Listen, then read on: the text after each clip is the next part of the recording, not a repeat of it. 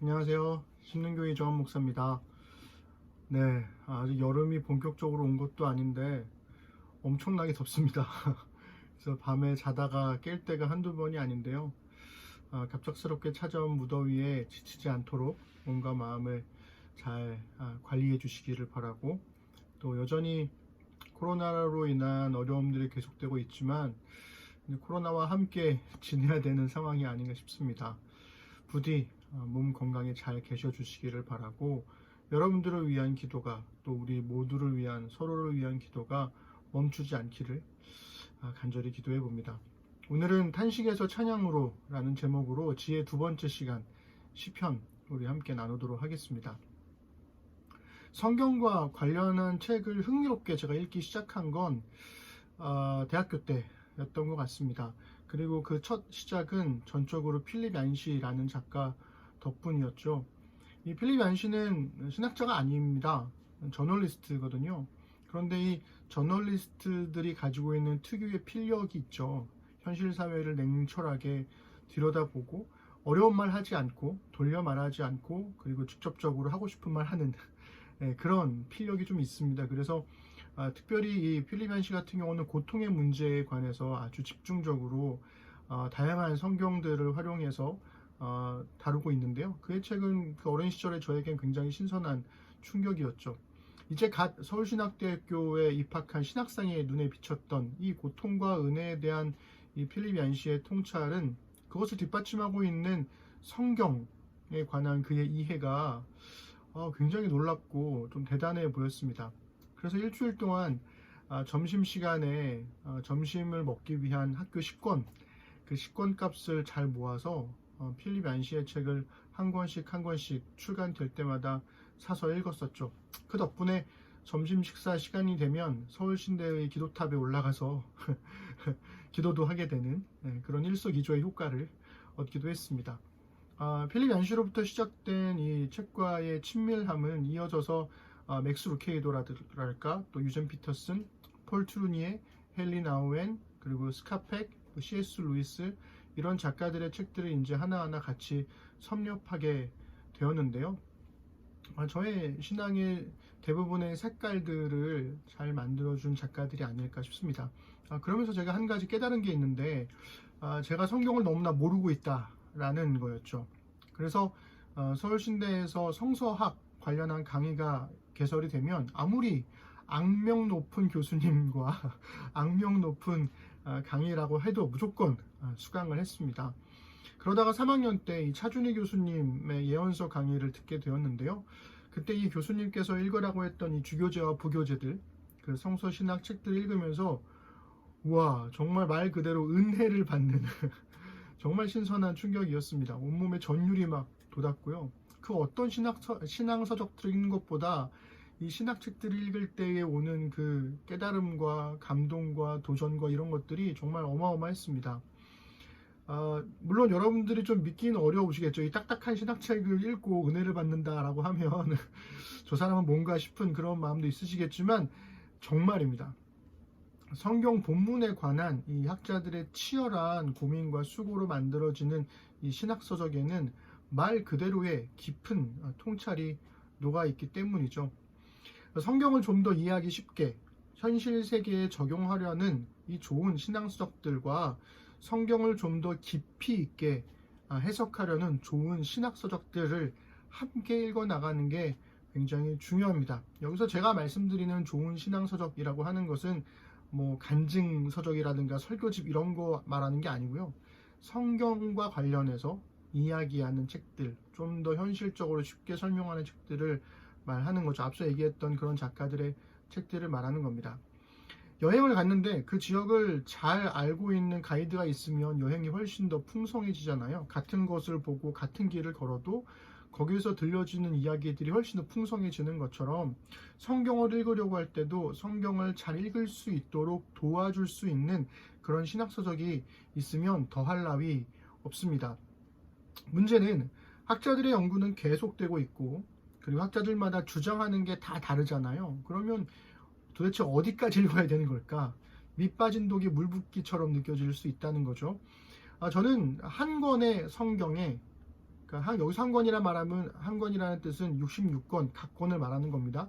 한 권의 성경에 한 권의 신학책이면 충분하다고 생각합니다. 여행지에도 가이드들이 얼마나 많아요. 그렇지만 나와 잘 맞는 가이드가 있으면 그 한 사람만으로도 충분히 여행을 즐길 수가 있죠. 성경도 그렇습니다. 예를 들어서 시편을 연구한 학자들 얼마나 많겠습니까? 그 학자들마다 주장하는 내용들이 다 다를 테니까요. 그렇다면 그 모든 학자들의 책을 다 읽으면 될까? 그러면 시편을 잘 알 수 있는 걸까? 그렇지 않다고 생각합니다. 그럴 필요도 없죠.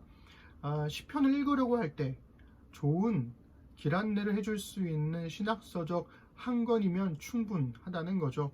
이 지에서 두 번째 시간인 오늘 시편의 좋은 안내서가 되어줄 책을 여러분들에게 소개하려고 합니다. 작년에 2019년 9월 22일에 책으로서의 성경 읽기 네 번째 시와 지혜 설교에서도 살짝 언급했던 책인데요. 바로 이 책. 네, 새로운 시편 연구 방정열 교수님의 책입니다. 총 150편의 시편이 5경의 구성을 따라서 5권으로 이루어져 있다라고 하는 것 일치된 견해이죠. 여러분들이 갖고 있는 성경에도 제1권, 이렇게 제2권 이런 소단락 제목들이 붙어 있을 겁니다. 문제는 그 5권이 각각 어떤 주제로 구성되었는지에 관한 연구가 학자들마다 다 제각각이라는 거죠. 그래서 시편에 관한 연구서들을 읽다 보면 어느 지점에서는 충분하게 이해가 되다가도 어느 순간 갑자기 길을 잃어버리는 것 같은 그런 정리되지 않는 답답함이 좀 몰려올 때가 있습니다. 근데 그런 점에서 볼 때 이 방정열 교수님의 새로운 시편 연구는 처음부터 마지막까지 일관된 연구 결과들을 너무나 잘 보여주고 있어요. 그래서 읽다 보면 사실은 너무 잘 정리가 되어 있어서 그리고 그 주장을 뒷받침하는 여러 통계들과 도표들이 충분히 설득력이 있어서 괜히 비판하고 싶은 그래도 틀리는 구석이 있을 거야 뭐 이런 마음이 들 정도로 굉장히 잘 정리된 좋은 책이라고 생각합니다. 전혀 어렵지 않게 쓴 책이니까 시편을 읽고 묵상하고 싶으신 분들은 꼭 곁에 두고 읽어보시면 정말 좋을 것 같아요. 학자나 목회자가 아는 이상 뭐 꼼꼼하게 읽을 필요까지는 없겠죠. 네, 그렇겠죠. 그렇지만 그렇기 때문에 주장의 근거를 제시하기 위한 다양한 연구의 과정들은 빠르게 스킵해 버리시고 저자의 주장만 읽어 나가도 그리고 저자가 이야기하고자 하는 성경의 구성들만 읽어 나가도 저는 충분하다고 생각합니다. 신학서적이 더 재밌습니다. 진짜입니다. 그러니까 한번 도전해 보시면 좋을 것 같아요. 자, 그럼 우리 본론으로 돌아와서 이 150편이나 되는 시편을 어떻게 읽으면 좋을까요? 앞에서 언급했던 작년의 설교에서도 인용했던 표에 각 권의 시대적 배경을 제가 추가로 해서 다시 한번 실어봤는데요. 시편은 5권으로 구성되어 있고 각 권은 송영으로 마무리됩니다. 여러분 도표에 이렇게 잘 나와 있죠. 그래서 1권과 2권은 다윗과 솔로몬 시대를 배경으로 하는 시편들이 굉장히 많고 3권은 다윗 왕조의 멸망에 관한 그리고 4권은 뜬금없이 모세 시대로 가거든요. 왜냐하면 이 4권에 이르게 되면은 하나님의 왕되심을 노래하는 시편들이 굉장히 많아요. 그리고 하나님의 왕되심에 가장 잘 보여줬던 시대가 바로 모세 시대였기 때문에 이 4권은 모세 시대를 배경으로 하는 시들이 있습니다. 그리고 5권은 포로기와 그 이후 시대를 배경으로 하는 시편들이 많이 있죠.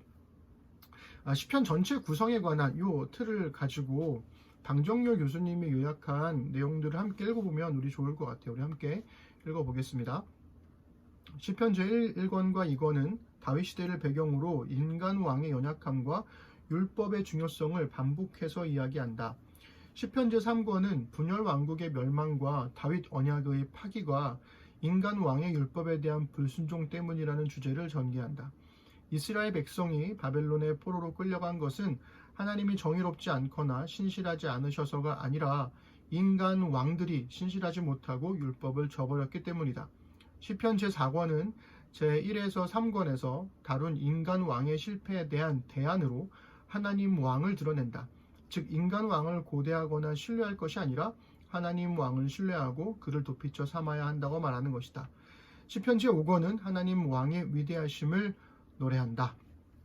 이렇게 너무나 잘 요약해주고 있습니다. 그러니 다시 한번 간단하게 정리를 하면 1권과 2권은 율법과 인간왕, 그러니까 하나님의 말씀을 잘 지켜야 할 인간왕이 복되다, 뭐 이런 이야기들이 중점적으로 나오게 되고, 3권에 이르면 그 인간왕이 하나님의 말씀을 지키지 못했고 실패함으로써 멸망하게 된 거다, 이런 이유들을 제시를 하고, 4권에 가면 그 인간왕을 대신한 하나님 왕의 주권, 하나님 왕의 통치를 강조하게 되는 모세시대의 시편들이 나오게 되고, 마지막 5권에 이르면 하나님 왕 대신 하나님께서 얼마나 위대하신 하나님이신지를 노래하는 시편으로 이어지게 된다는 거죠.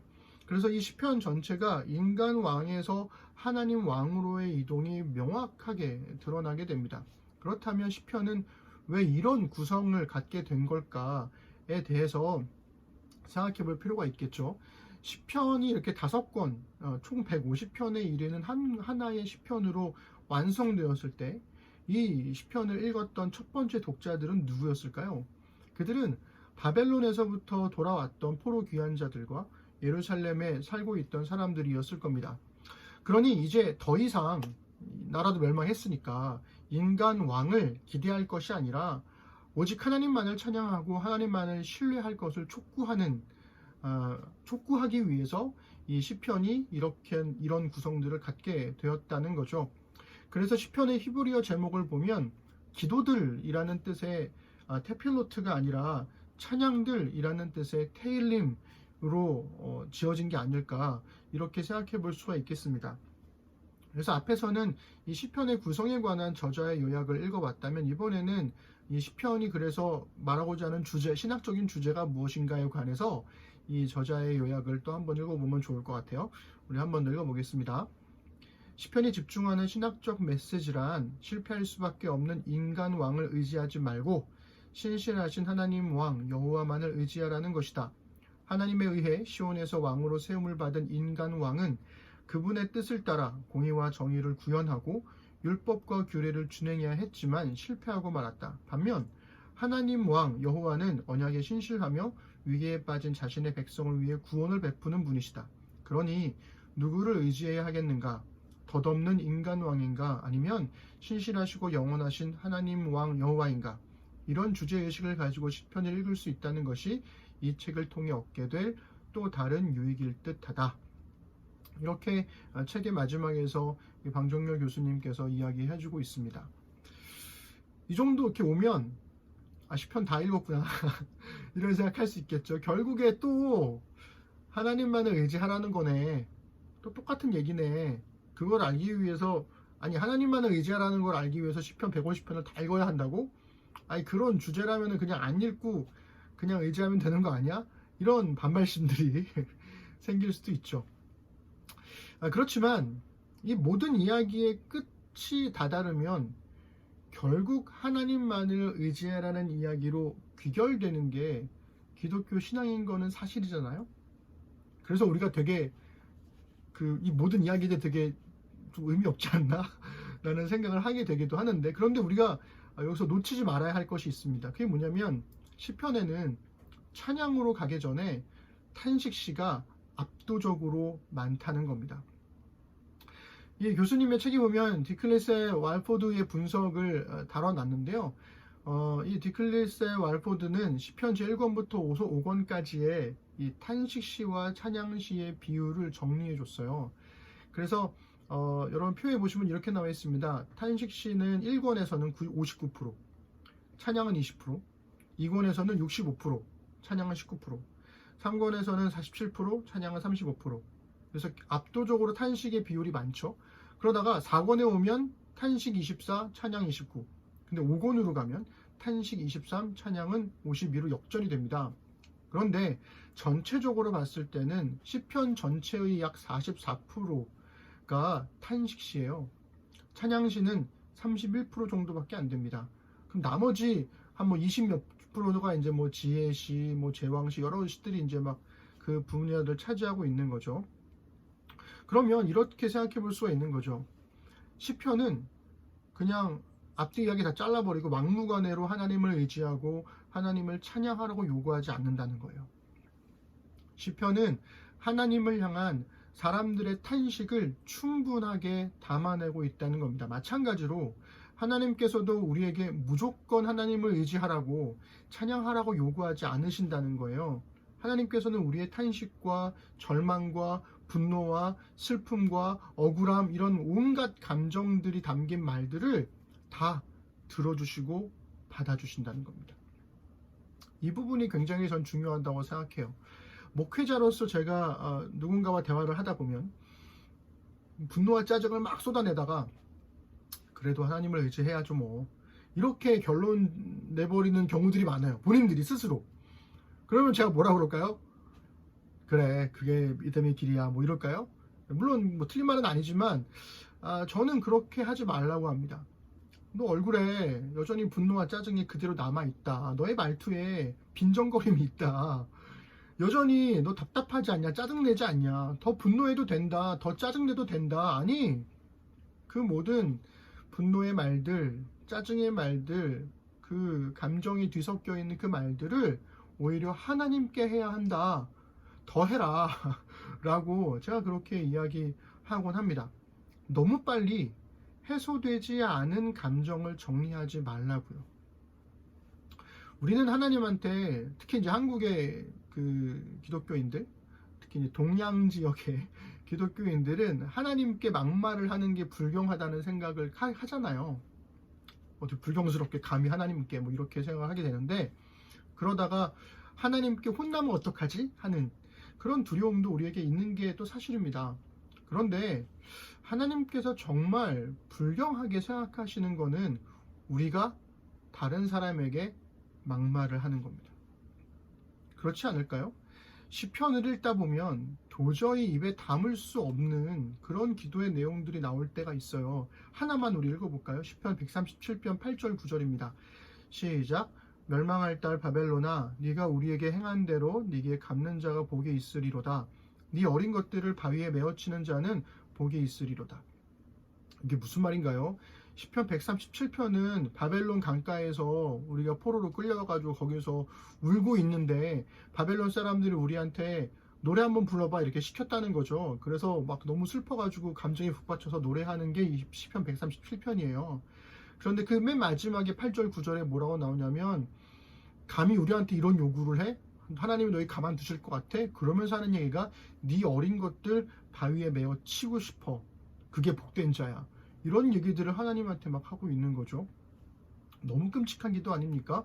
기독교에서 감히 상상도 할 수 없는, 이웃을 사랑하라 말씀하신 예수님의 말씀에 비추어 보면 이거 정말 너무 과한 기도가 아닐까 싶은 거죠.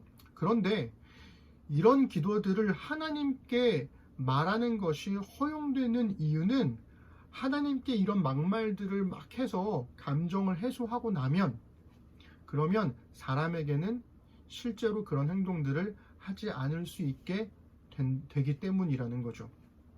하나님은 우리가 괴물이 돼서 다른 사람들을 괴롭히지 못하게, 괴롭게 하지 못하도록 하나님 앞에서 괴물이 되는 걸 허락해 주신다는 거예요. 그러니 차라리 괴물이 되려거든 하나님 앞에서 괴물이 되라는 거죠. 하나님께 다 토해내라는 거죠. 하나님께 분노하라는 거죠. 단 사람에게는 그렇게 하지 말라는 겁니다. 우리의 탄식이 찬양이 되려면 하나님 앞에서 우리가 갖고 있는 모든 더럽고 추악한 혹은 너무나 끔찍한 그런 감정들, 그런 말들을, 그런 탄식들을 하나님 앞에 정직하게 말할 수 있어야 돼요. 정직한 기도, 하나님 앞에서 모든 것을 다 토해낼 수 있는 이 정직한 기도가 무엇보다 필요하다는 겁니다. 그렇다면 하나님께 모든 감정을 쏟아내는 우리의 탄식이 어떻게 찬양이 될 수 있는 걸까? 우리가 그냥 막 다 쏟아내버리면 앞에서 말씀드린 것처럼 감정이 다 해소가 되니까 자연스럽게 찬양으로 바뀌는 걸까? 그게 아니라는 거죠. 시편 제5권의 첫 번째 시편인 107편이 그 이유를, 그 힌트를 좀 알려주는 것 같아요. 그래서 오늘 우리가 107편을 함께 쭉 읽어나가 보려고 하는데요. 107편 1절부터 3절을 먼저 읽어보겠습니다. 여호와께 감사하라. 그는 선하시며 그 인자하심이 영원함이로다. 여호와의 속량을 받은 자들은 이같이 말할지어다. 여호와께서 대적의 손에서 그들을 속량하사 동서남북 각 지방에서부터 모으셨도다. 아멘. 하나님의 선하심, 히브리어 토브죠. 하나님의 인자하심, 헤세드입니다. 이 하나님의 선하심과 인자하심은 이스라엘의 속량, 가알이라고 하는 구원으로 드러난다는 거죠. 이스라엘의 역사 속에서 나타났던 모든 탄식들은 하나님께서 행하시는 구원 때문에 찬양으로 바뀌어지게 되는 거죠. 그러고 나서 첫 번째는 광야에서의 구원을 노래합니다. 어디로 가야 할지 몰라서 방황했던 이 사막길에서 이스라엘이 하나님께 부르짖었고요. 하나님은 그들을 고통에서 건지셔서 바른 길로 인도하셨다고 시편 기자는 노래하고 있습니다. 우리 함께 4절부터 9절 읽어보겠습니다. 그들이 광야 사막길에서 방황하며 거주할 성읍을 찾지 못하고 줄이고 목이 말라 그들의 영혼이 그들 안에서 피곤하였도다. 이에 그들이 근심 중에 여호와께 부르짖음에 그들의 고통에서 건지시고 또 바른 길로 인도하사 거주할 성읍에 이르게 하셨도다. 여호와의 인자하심과 인생에게 행하신 기적으로 말미암아 그를 찬송할지로다. 그가 사모하는 영혼에게 만족을 주시며 줄인 영혼에게 좋은 곳으로 채워주심이로다. 아멘. 사막길이 바른 길로 바뀌어지게 되는 그리고 하나님께서 고통에서 우리를 건지셨다는 이런 고백이 이어지게 되는 거죠. 두 번째는 불순종에서의 구원입니다. 하나님의 말씀을 거역함으로써 흑암과 사망의 그늘에 앉으며 공고와 쇠사슬에 매여 있었던 이스라엘을 그들이 하나님께 부르짖을 때마다 하나님이 구원하셨다는 거죠. 마치 이 사사시대를 생각나게 해주는 것 같아요. 우리 107편 10절부터 16절 함께 읽어보겠습니다. 사람이 흑암과 사망의 그늘에 앉으며 곤고와 쇠사슬의 매임은 하나님의 말씀을 거역하며 지존자의 뜻을 멸시함이라. 그러므로 그가 고통을 주어 그들의 마음을 겸손하게 하셨으니 그들이 엎드러져도 돕는 자가 없었도다. 이에 그들이 그 환난 중에 여호와께 부르짖음에 그들의 고통에서 구원하시되 흑암과 사망의 그늘에서 인도하여 내시고 그들의 얽어맨 줄을 끊으셨도다. 여호와의 인자하심과 인생에게 행하신 기적으로 말미암아 그를 찬송하리로다. 그가 논문을 깨뜨리시며 쇠빗장을 꺾으셨음이로다. 아멘. 세 번째는요, 죄악의 길로부터의 구원을 노래하고 있어요. 악을 행했으나 하나님께서 예언자들을 보내셔서 돌이키시고 구원하라고 했었던 그런 이야기들을 담고 있습니다. 마치 이 분열왕국 시대, 왕정 시대를 생각나게 하는 그런 본문인 거죠. 우리 17절부터 22절도 이어서 함께 읽어보겠습니다. 미련한 자들은 그들의 죄악의 길을 따르고 그들의 악을 범하기 때문에 고난을 받아 그들은 그들의 모든 음식물을 싫어하게 되어 사망의 문에 이르렀도다. 이에 그들이 그들의 고통 때문에 여호와께 부르짖음에 그가 그들의 고통에서 그들을 구원하시되 그가 그의 말씀을 보내어 그들을 고치시고 위험한 지경에서 건지시는도다. 여호와의 인자하심과 인생에게 행하신 기적으로 말미암아 그를 찬송할지로다. 감사제를 드리며 노래하여 그가 행하신 일을 선포할지로다. 아멘. 이제 패턴이 좀 보이시나요? 네 번째 마지막 부분에 가면 광풍으로부터의 구원을 노래하는데요.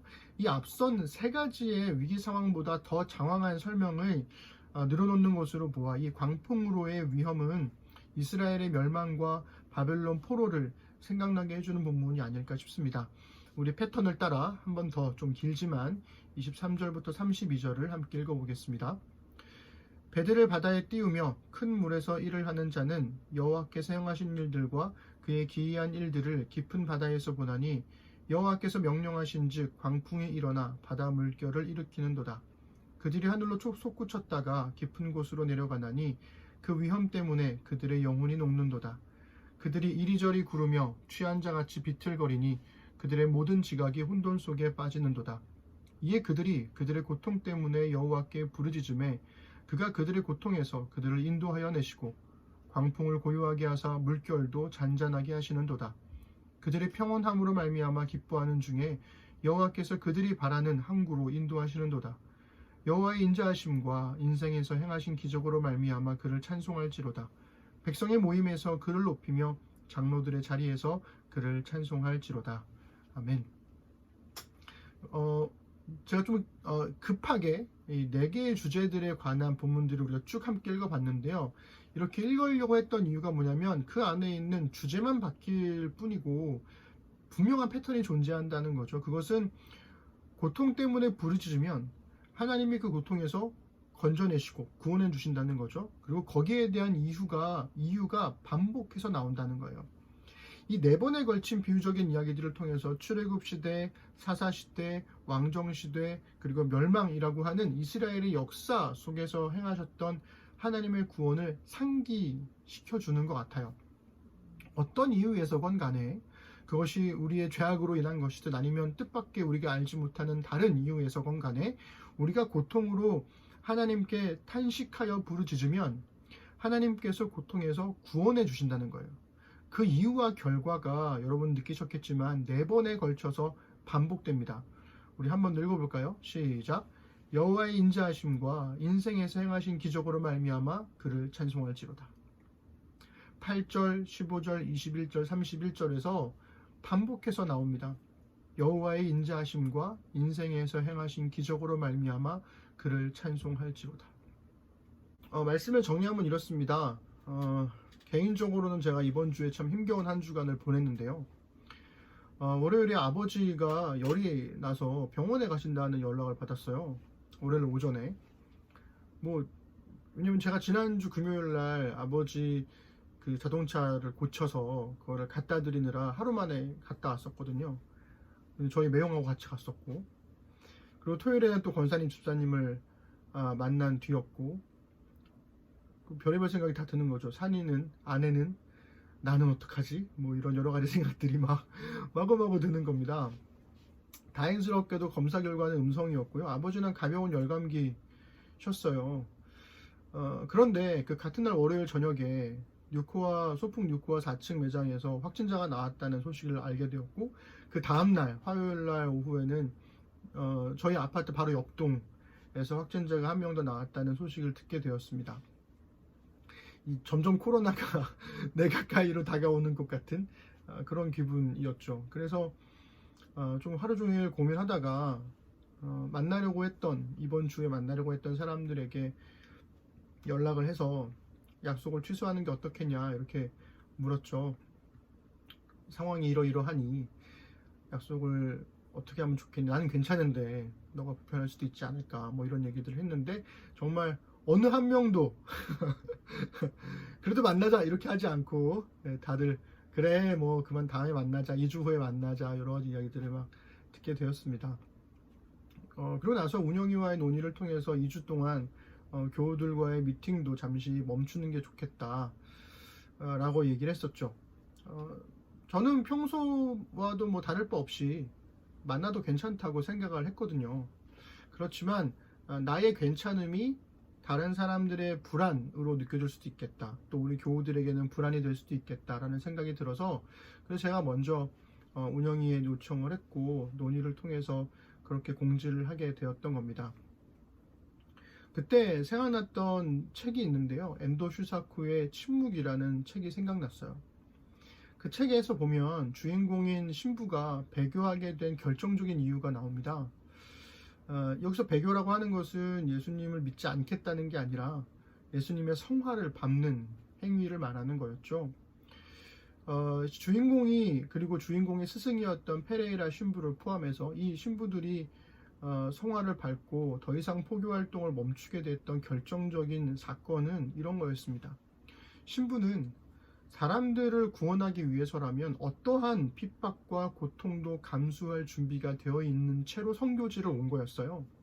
그런데 자기는 고통을 받지 않아요. 자기는 이런저런 대접들을 받아요. 그런데 자기 때문에 사람들이 대신 핍박을 받고 고통을 받게 되는 것을 보게 됩니다. 거꾸로 매달린 채로 귀에 조그마한 구멍을 뚫고 핏방울이 하나씩 떨어지는 그런 고문을 사람들이 받게 된다는 것을 소리로 듣고 눈으로 보게 되고 이야기로 들으면서 경악을 금치 못하죠. 그리고 결국 나 때문에 왜 이 사람들이 고통을 받는 걸까? 내가 이 사람들을 위해서 고통받으러 왔는데 왜 이 사람들이 나 때문에 고통을 받는 걸까? 그것에 견디지 못한 이 신부님은 결국에는 예수님의 성화를 밟고 사람들이 더 이상 고통받지 않도록 하는 결정을 하게 되는 거죠. 저 역시도 소중한 사람들, 제 주변에 소중한 사람들이 뭐 코로나 확진자가 발생을 했다 할지라도 그 주변에 막 발생했다 할지라도 얼마든지 뭐 지금까지도 그랬지만 사람들을 찾아갔고 만나왔습니다. 괜찮았거든요. 예.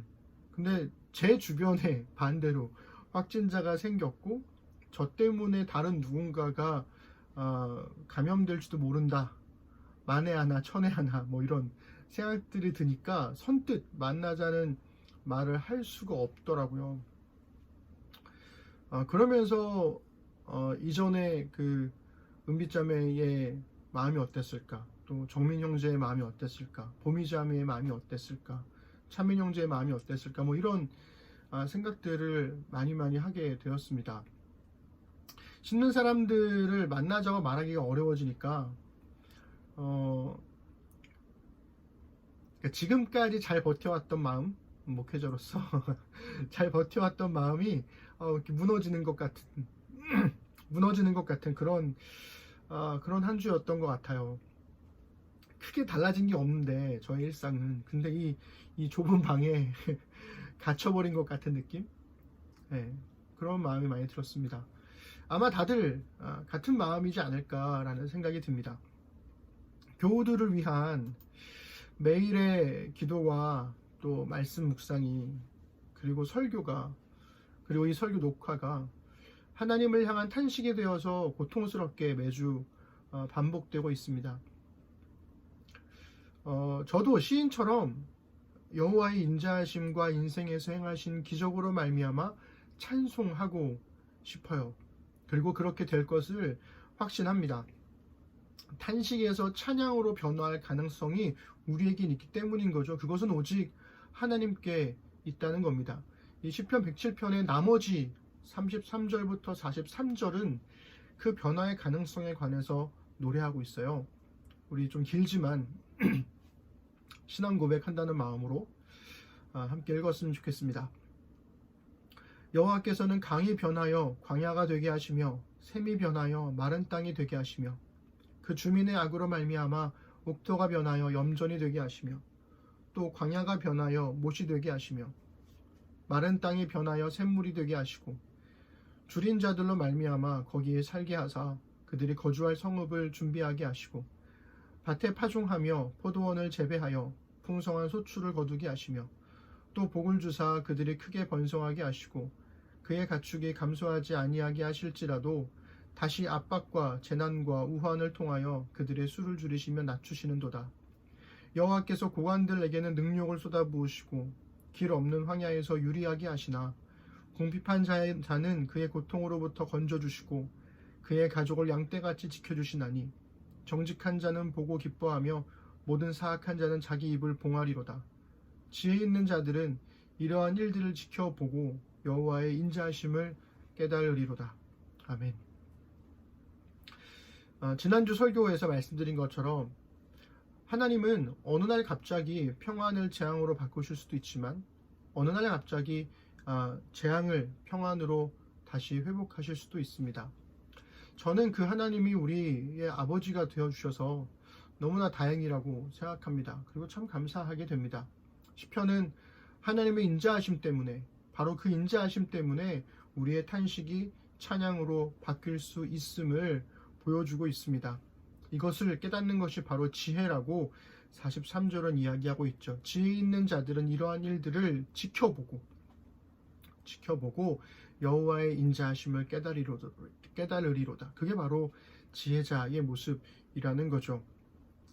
저를 포함한 우리 심는 사람들의 많은 탄식도 비교할 수 없는 찬양으로 바뀌어졌으면 좋겠습니다. 여호와의 인자하심과 인생에서 행하신 기적으로 말미암아 주를 찬송할지로다. 아멘. 이 고백이 저와 우리 심는 사람들 모두에게, 이 어려운 때를 지나가는 우리 모두에게 함께하기를 간절히 소망해 봅니다. 기도하겠습니다. 궁핍한 자는 그의 고통으로부터 건져주시고 그의 가족을 양떼같이 지켜주시나니, 주님, 우리의 고통으로부터 우리를 건져주시고 우리의 사랑하는 가족들을, 우리 심는 사람들을 양떼같이 지켜주십시오. 정직한 자는 보고 기뻐하며 모든 사악한 자는 자기 입을 봉하리로다. 우리가 사악한 자가 아니라 정직한 자가 되기를 소망합니다. 지혜 있는 자들은 이러한 일들을 지켜보고 여호와의 인자하심을 깨달으리로다. 쉬이 말하지 않고 지혜 있는 자들에 대해서 하나님께서 우리 일상 가운데 행하시는 일들을 두 눈 크게 뜨고 지켜볼 수 있는 믿음의 눈을 열어주시고 그로 인하여 여호와의 인자하심을 깨닫게 하여 주옵소서. 그래서 우리 모든 사람들이 여호와의 인자하심과 인생에서 행하신 기적으로 말미암아 주를 찬송할지로다 이 고백을 할 수 있는 날을 보게 하여 주옵소서. 서로 볼 수 없고 또 만날 수 없는 상황들이 길어지면서 잘 버텨왔던 마음들이 흔들리고 무너지는 것은 아닐까 걱정되기도 합니다. 그러나 주님, 지금까지 그래왔듯이 우리의 하나님께 향한 우리의 탄식들이 비교할 수 없는 찬양으로 바뀌어지기를 간절히 소망합니다. 인자하신 하나님이 우리의 하나님이시고 우리의 아버지 되심에 우리가 소망을 겁니다. 그리고 하나님께서 우리의 아버지셔서 정말 다행이라 믿습니다. 우리 사랑하는 심는 사람들과 이 땅을 살아가는 모든 사람들에게 이 어려운 때를 잘 이겨나갈 수 있는 힘과 지혜를 주시고 그 속에서 하나님의 인자하심을 발견하고 노래할 수 있는 믿음의 눈을 허락하여 주옵소서. 함께 하심에 감사드립니다. 예수님의 이름으로 기도드립니다. 아멘.